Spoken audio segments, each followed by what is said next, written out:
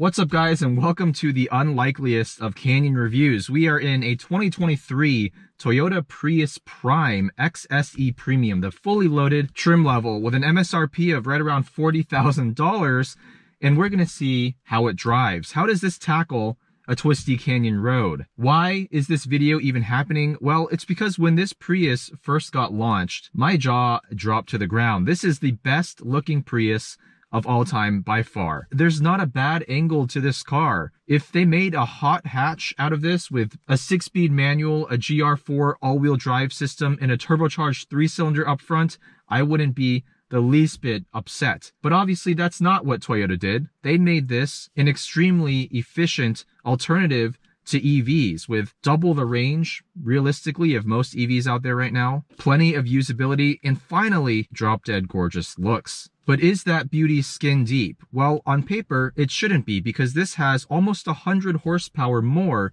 than the outgoing Prius Prime. We're powered by a 2-liter dual overhead cam, naturally aspirated inline 4-cylinder engine that by itself makes 160 horsepower, but we also have 2 electric motors on the front, although there's really just one that's providing the most power to the front wheels. But we have a combined output of 220 horsepower and 139 pound-feet of peak torque. Unfortunately, all that power and torque is still sent only to the front wheels. There's no all-wheel drive option that would increase complexity, increase weight, and reduce fuel economy. So it makes sense why Toyota kept this a front-wheel drive vehicle only. Although it would be cool to have an all-wheel drive version for those living in colder climates. In fully loaded form, this Prius Prime weighs just under 3,600 pounds, so it's definitely not a lightweight machine.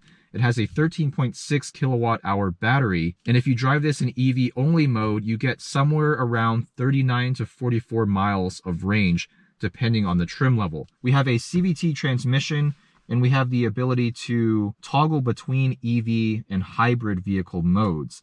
We can also force charge it, which I've been doing for the last day or two without ever plugging it in. We're at around 70% or so. We're gonna see how this thing does on a canyon road. So let's get right to it. So first things first, we're gonna put it into auto, EV, and HV mode. That will automatically toggle between electric and hybrid vehicle drive modes to give us the most efficiency and power when we need it. We do have a drive mode selector as well, so we'll throw it into sport because why not? And we can see the energy flow on this display here, which is pretty cool. The solar panel on the roof of the car is actually slowly charging that battery right now. We're on some 195 section width, 19-inch tires. They're a low rolling resistance tire, not meant for grip by any means. Let's see how this thing drives. Around the first corner, foot to the floor. You hear that 4-cylinder engine come to life.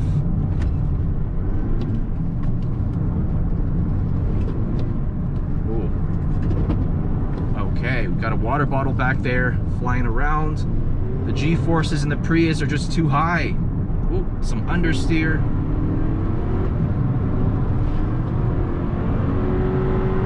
CVT transmission keeps this engine at pretty high RPMs when we're floored. Oh, okay. This is a very softly sprung vehicle. Super comfortable on a daily basis, but out here in the canyons, oh, wow. Body roll for days, slow and lazy responses. But good power.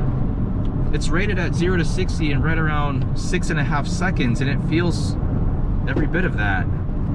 Nice instant torque from that electric motor,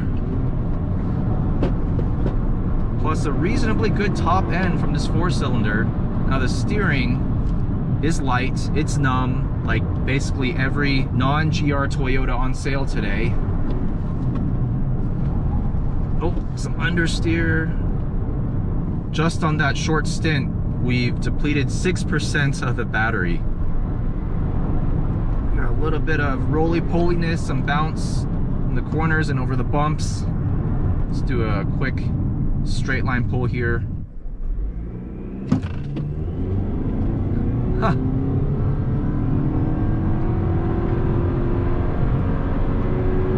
The power is adequate. It's definitely adequate. Is it gonna rip your face off? No, absolutely not. I would say it feels basically on par with an automatic GR86 or BRZ. The rest of the driving dynamics are, well, it's a Prius, let's just put it that way. It's a roly-poly, wet noodle of a car. The chassis itself actually feels pretty stiff, but the suspension, the inputs, everything just has a laziness to it, because despite what this car looks like on the outside, it's still designed for max efficiency. Low rolling resistance tires, push it even slightly hard and it will give you some mild understeer. Brake pedal, actually not too bad. A little soft, but no fade so far. Oh. Understeer. Let's chuck it into this corner.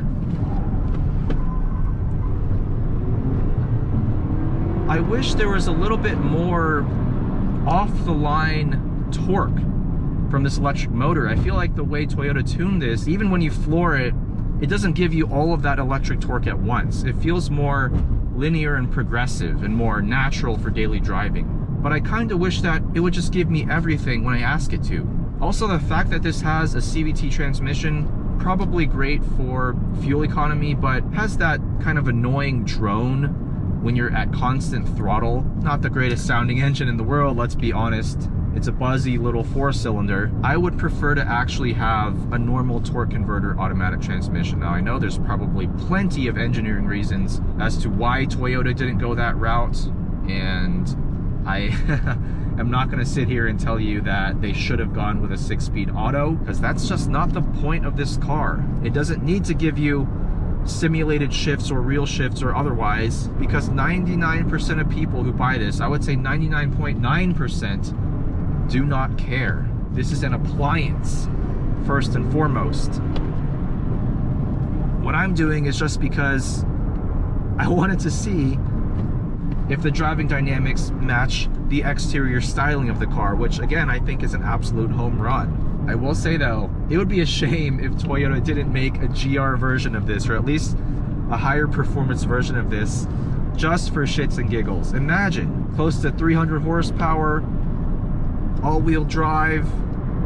It's probably not happening, but one can dream. With the way Toyota has been moving lately with its design language across its entire range, their cars just look so much better than they used to. Even this Prius that still drives like a Prius with an extra 100 horsepower looks freaking fantastic.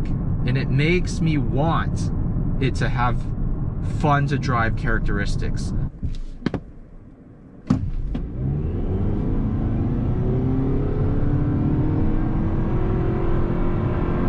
There's 60.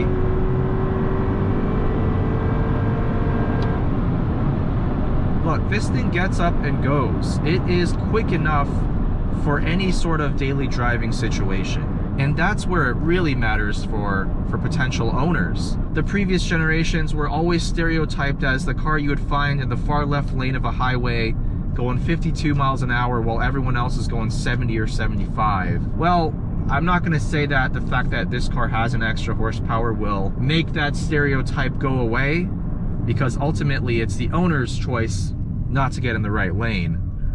But summary of today's video, the hashtag Prius still drives like a hashtag boat, but at least it has some much needed extra power now. Big shout out to Toyota. Thank you for providing this vehicle for review. Thank you all for tuning in, and I'll see you in the next one.